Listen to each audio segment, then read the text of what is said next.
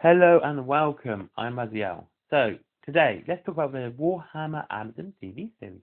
It is happening. We know this now. And I said back in October, we should wait and see and not just take anyone's word for it that it's not happening. Unless you have actual evidence of it not happening, the papers be it saying it's been cancelled, or Amazon or Games Workshop officially making a press statement saying, yep, not happening. Yet you can't just rely on people stating that opinion that it's been cancelled. All through the last year, we've had, especially in the late months, October, from August onwards, we've had how Warhammer TV series has been cancelled. And that's it.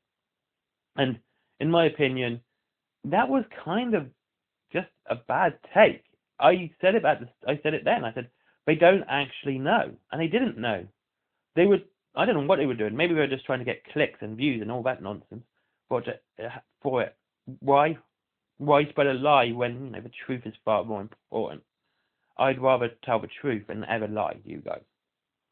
And I always try to provide evidence. That was the other thing. That none of them ever actually provided evidence. And worst case, and I saw this many times, unfortunately, is that they were using other YouTubers as evidence to it not happening. Not only did they have no evidence, it was a second-hand opinion from someone who also didn't present evidence. And that's something that needs to kind of be stopped. You can't use YouTubers as evidence if you're a YouTuber. You can't say, well, this YouTuber said this, so it must be true. And when that YouTuber becomes, the first YouTuber, is now to be seen as unreliable, then that means your opinion is not only absolute trash, it means you can't think for yourself and you're just trying to spread something that you want to believe. I always try and go out and get the information. I always go out my way to find what's actually happening. And I don't just take anyone's word for it. I don't go, hey, this is their word for it. They are obviously true. Whether or not I like the YouTuber, it doesn't matter. I will not use them as a source for information. I'll use them as a source for opinion if I happen to agree on their opinion, but as a source of information, they are not to be relied upon. And it's unfortunate, to be honest with you. It really is. It's unfortunate that people do that they rely on these YouTubers as a source for their own channel, when we have the internet. Now, the internet is a vast place full of lots of stuff, and the world's information is at your fingertips. All you have to do is go out and search for it yourself, and you can find the information whether or not it's true or not. And if there is no information, look, don't come from the argument of silence that it's not happening, that it didn't happen, because they didn't say it. It's now been cancelled. We've not seen any production or anything like that. They weren't even on the production side of things. This was all pre-production, and it was going to take a long time, because even if there were arguments like between Games Workshop and Amazon on what they could make, let alone Vertigo has a strong opinion being the production team behind actually making it. Games Workshop and Amazon aren't actually making it. Vertigo Entertainment are making it. They're the ones with pretty much the last say, and Henry Cavill is a big part of that company, which is a good thing. Amazon can say, we won't show it unless you do this, and then Vertigo can say, we're just not going to make it.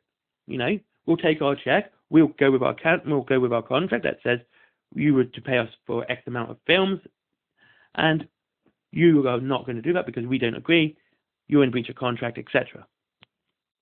That's a very simplified thing. It's a lot deeper than that, but it's very, very simple. I do apologize. I would have gone into it deeper, but it's long. So, and then, what's it about? Yeah. So, that's the thing.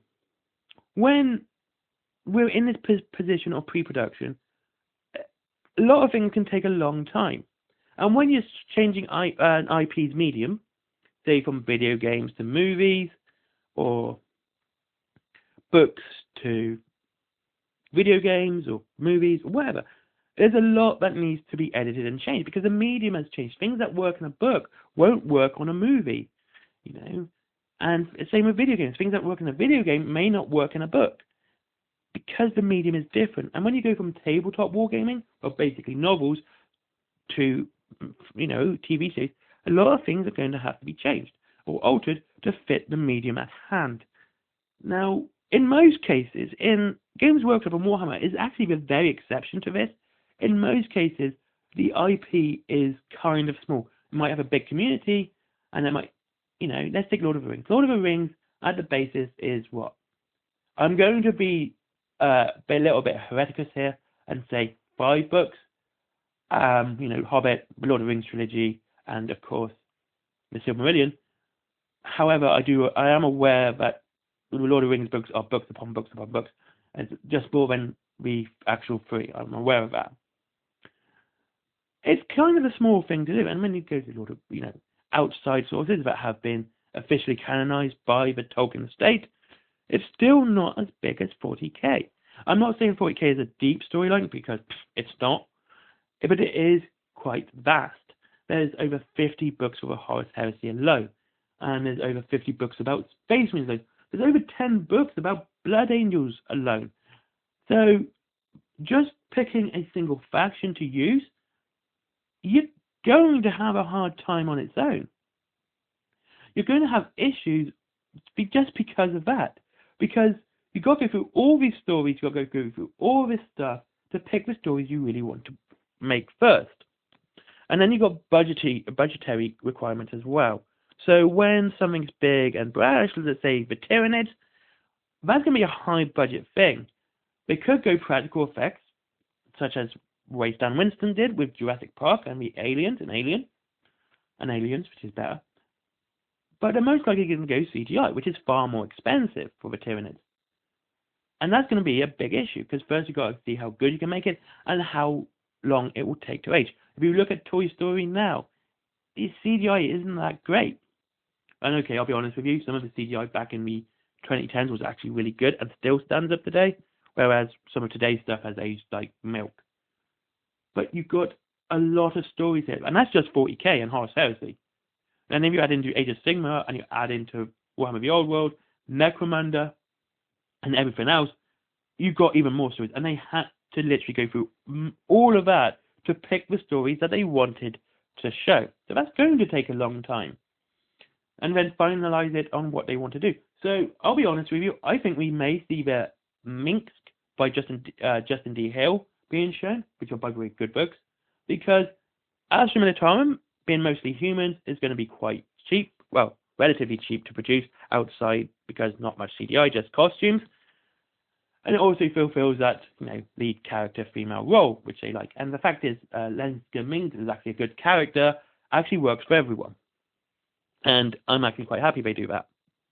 And we'll probably see a lot of humans, like Eisenhorn, maybe. And we'll probably see, in the later dates, when they see how financially profitable it is, we'll start seeing things like Space Marines and Tyranids, and things that's going to take a lot more CGI. Same with the fantasy stuff. Anything that takes a lot more special effects are going to come in a lot later, because they want to see how profitable it can be, and they will try and make it very low cost at the start. It's just the way things are. It's just the way it is. Anyway, thank you very much for watching. I hope you enjoyed this video. What's your views and opinions on this? I would actually like to know. And I'll see you all in the next one. Thank you very much. Oh, actually, it's another video today, actually. I just want to get this one out of the way first. Thank you, and I'll see you all in the next one. Don't forget, link to Wayland Games down below. As always, free delivery after £20, and up to 20% off on your wargaming hobbies. And another 1% off with their point system, which is quite good. There is also, what else is there? There's also, my merchandise, of course, and my comics are down below. And there's Forbidden Skies Forge as well. Give that guy a click. And Forbidden Planet for comics, DVDs, mangas, etc. And finally, Patreon, because business. Bye-bye.